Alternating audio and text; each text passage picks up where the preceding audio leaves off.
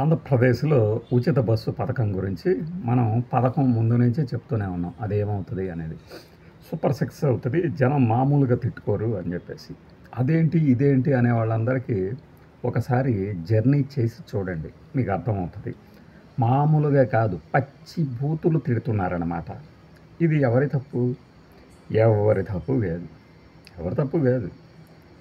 వాళ్ళిచ్చిన హామీ ప్రకారం ఉచిత బస్సు పథకం అమలు చేస్తున్నారు. ఇంకా వైఎస్ఆర్‌సీపీ వాళ్ళు ఏమంటారంటే, ఆయన అన్ని బస్సులు అన్నాడు, కొన్ని బస్సులకే పరిమితం అంటున్నాడు. ఈ కొన్ని బస్సుల్లోనే ఇలా ఉంటే ఫైటింగులు, ఇక అన్ని బస్సులకి ఇస్తే పైగా ఏసీ బస్సుల్లో కూడా తొందరలోనే అన్నారు. నా సామిరంగా జనము, ముఖ్యంగా మగాళ్ళు ఒక రగిలే అగ్ని పర్వతాల్లాగా ఉన్నారన్నమాట. బస్సుల్లో సీట్లు దొరకనోళ్ళు. టచ్ చేస్తే చాలు మన మీదకి ఎగబడి కురికేస్తాం, రక్కేస్తాం అన్నట్లు. మరి వాళ్ళ ఉక్రోషానికి అర్థం ఉంటుంది. తోసేసుకొని వెళ్ళిపోతూ లేడీస్ లోపల కూర్చోసి వీళ్ళకి ఒకటో రెండో సీట్లు వదులుస్తుంటే ఎలా ఉంటుంది మరి? అలానే ఉంటుంది కదా. కడుపు రగిలిపోతుంది అనమాట. బయటికి వచ్చేసి కనీసము ఒక బస్సు కోసం వెయిట్ చేసిన వాళ్ళు 2 బస్సులు వెళ్ళిన తర్వాత కానీ ఇంకో బస్సు ఎక్కట్లేదు. ఎందుకంటే వాళ్ళ సీట్లు ఉండట్లే. అందుకే మనం చెప్పాము, స్కీమ్ సూపర్ సక్సెస్ అవుతుంది, జనం పచ్చి బూతులు తిడతారు అని. అది నిజమే అవుతుంది కదా. నిజంగా చిత్తశుద్ధి ఉంటే ఈ స్కీమ్కి స్పెషల్ బస్సులు అప్పుడు కూడా తిప్పలు తప్పవు. ఎందుకంటే కెపాసిటీని మించి ఎక్కేస్తారు. ఎక్కుతున్న వాళ్ళని వాళ్ళు వద్దు అనలేరు, కండక్టర్లు అనలేరు.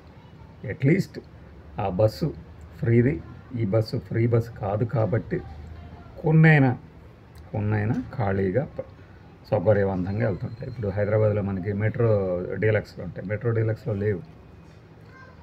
అయినా ఒక పథకం అమలు చేయాలి, పైగా ఈ పథకం అమలు చేయాలి అంటే ఊరికనే మేము ప్రకటించాం కాబట్టి ఇచ్చేసాము అనడం కాదు. చేతనైతే వాళ్ళని కూడా బస్సులో జర్నీ చేయమని తెలుస్తుంది.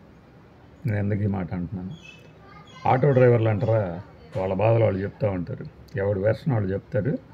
దాని గురించి మనము ప్రత్యేకంగా వీడియోలు చేయాల్సిన అవసరం లేదు. అసలు ఇది కూడా ప్రత్యేకంగా చేయాల్సిన అవసరమే లేదు. మీరు ఏ బస్సు డిపో దగ్గరికి వెళ్ళి 1-2 నిమిషాలు నిలబడ్డా మీ కళ్ళ ముందు కనపడుతుంటాయి విజువల్స్. ప్రత్యేకంగా మనం ఏదో వెళ్ళి అక్కడికి వెళ్ళి తవ్వి తలకెత్తి పరిశోధించిన వాళ్ళలాగా ఇదిగో దీనిలో ఇది నేను కనిపెట్టా అనేంత సినిమా లేదు. క్లియర్ కట్గా మీ కళ్ళ ముందే ఆ దృశ్యాలన్నీ కనిపిస్తాయి. లోపల వీళ్ళు ఫైటింగ్, బయట సీటు దొరక్క కనీసం లోపలికి ఎంట్రీ లేక. నేను వెరీ బిగినింగ్లో చెప్పే కదా, మనకి ఎంట్రన్స్ ఒకటే ఉంటుంది అని. బస్సులకు ఒకటే ఎంట్రన్స్ ఉంటే అంతే. బయట నుంచి లోపలికి కర్చీఫ్లు వేయటం, కండవాలు వేయటం. ఈ గోల ఇక్కడ ఆపరు. ఈ గోల లోపల కర్చీఫ్ వేసి ఆపుకునే ఏమంటారు, మనకు ఒక అలవాటు ఉంది కదా. ఆ అలవాటుని వీళ్ళు మానరు. లోపలికి వెళ్ళిన తర్వాత సీట్లు ఖాళీగా ఉంటాయి. నిలబడిన వాటికి ఏమో కర్చీఫ్ కనబడుతుంటుంది. అదేమనంటే గొడవలు. ఇది అంతకుముందు ఉంది, ఇప్పుడు ఇంకాస్త ఎక్కువైంది.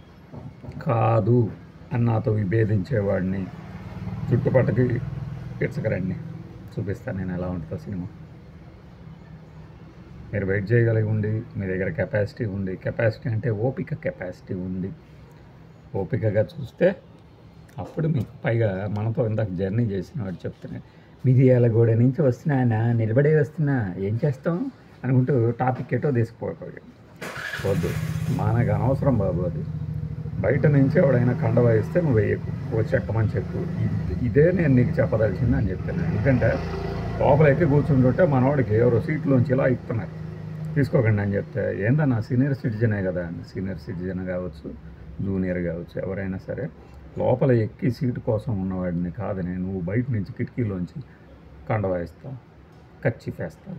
కుదరదు. ఇది మిర్యాలగూడ నుంచి వస్తున్నాను అని ఇలా నిలబడి అందరూ నీ త్యాగజీవులు, త్యాగరాజులు ఉండరు నాయన. ఇంకొక 2 బస్సుల్లో కూడా నీకు ఇదే పరిస్థితి ఎదురైతే అప్పుడు నీలోని త్యాగరాజు పోయి అసహనరాజు బయటపడతాడు అని చెప్పాను. అది సంగతి. సో చిత్తగించవలను. బై.